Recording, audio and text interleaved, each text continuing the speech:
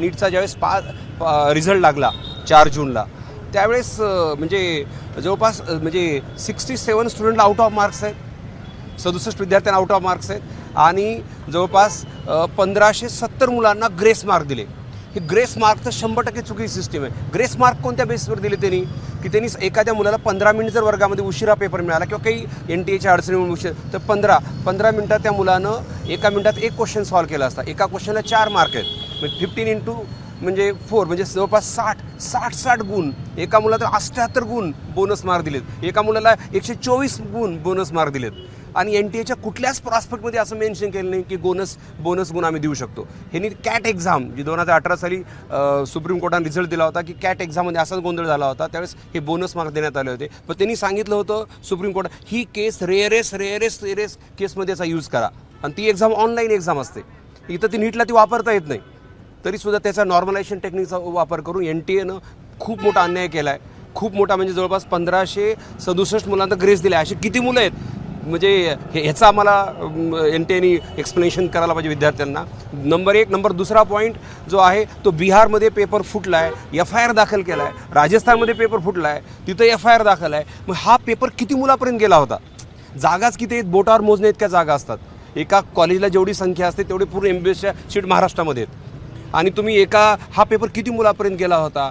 तर त्याचाही NTAने म्हणजे त्याचाही सखोल चौकशी झाली पाहिजे. त्याच्याशिवाय ही मेरिट लिस्ट डिक्लेअर नाही झालं पाहिजे, नाही त्याचा खूप मोठा मुलामध्ये उद्रेक होणार विद्यार्थ्यामध्ये. आम्ही आज काही ज्या मुलावर अन्याय झाला अशा मुलांच्या मार्फत आज हायकोर्टमध्ये, औरंगाबाद बेंच कोर्टमध्ये, हायकोर्टमध्ये आम्ही याचिका दाखल करतो, विद्यार्थी दाखल करत आहेत. आणि तिसरी ह्याच्या सगळ्या गोष्टी डीपमध्ये जाऊन सगळं ॲनालिसिस करायला पाहिजे, तरच हे बाहेर येणार आहे. कारण खूप ही विद्यार्थ्यांच्या एक डॉक्टर म्हणजे एक कुटुंब असतो, अशा किती मुलावर अन्याय होणार आहे. आज महाराष्ट्रात सगळ्याचा मोठा जर झळ कुठं पोहोचेल तर महाराष्ट्राच्या मुलांना 15, कारण हे 15% जे पेपर फोडणारे मुलं बाहेर जातील, तिथून मार्क घेऊन महाराष्ट्रात ॲडमिशन घेत आहेत. म्हणजे आणि जे विद्यार्थी दिवसरात्र अभ्यास करत आहेत, अक्षरशः त्यांचं विद्यार्थी असे मागच्या वर्षी बघा ना, ज्या मुलाला 605 गुण होते त्याचा रँक 26,000 होता, आणि यावर्षीला 605 मार्क आहेत त्याचा रँक 76,000. म्हणजे 2024ला हुशार मुलं जन्मले का? नाही. म्हणजे हा पेपर फुटला आहे आणि खूप लांबवर हा पेपर गेला.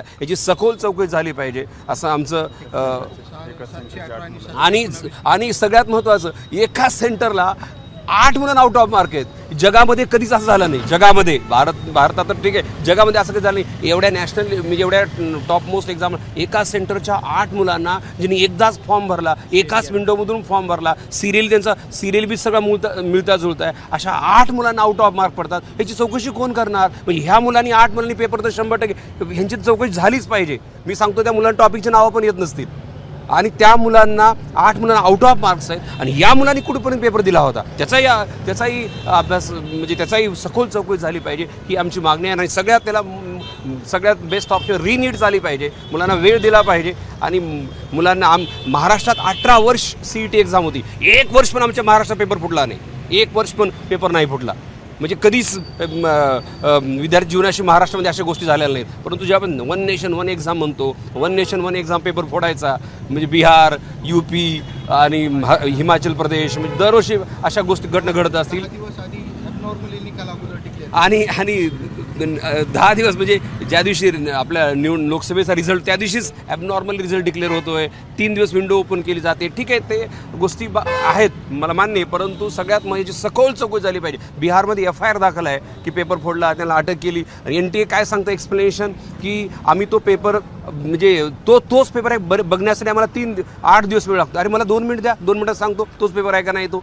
म्हणजे पुन्हा सांगतं की नाही तो पेपर मिळता जुळता नाही आहे. म्हणजे असं हे खूप म्हणजे आश्चर्यकारक उदाहरण आहेत. मला असं वाटतं विद्यार्थी खूप जीवाचं रान करून विद्यार्थी पूर्ण याचा खूप मोठे दीर्घकालीन परिणाम होतील. विद्यार्थी त्यांची मानसिकता पूर्ण ढासळून चाललेली आहे, विद्यार्थ्यांचं खूप नुकसान होत आहे.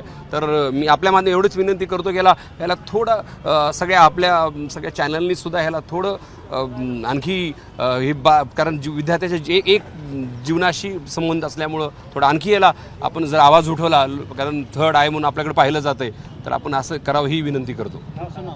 माझं नाव शिवराज रघुनाथ मोटेगावकर. मी लातूरमध्ये RCC नावानं एक क्लास चालवत आहे. मागच्या 23 वर्षापासून विद्यार्थी म्हणून शिकत आहे आणि खूप मुलावर अन्याय झाला. अक्षरशः मुलं म्हणतात सर आम्ही मरावं का इथपर्यंत, म्हणजे अशा अवस्था मुलांना द्यायला 2-2, 3-3 वर्ष एक विद्यार्थी 4-4 वर्ष अभ्यास करायला लागले आणि शेवटी अशी एक्झाम असा रिझल्ट येतो आणि शेवटी असं एवढा मुलावर अन्याय होतो असं कधीच जगामध्ये कधी होत नाही. आणि मी आपल्या माध्यमात आवाहन करू इच्छितो याची सखोल चौकशी झाली पाहिजे. त्या 8 मुलाची चौकशी झालीच पाहिजे आणि दुसरं रिनीट हे ऑप्शन असायला पाहिजे.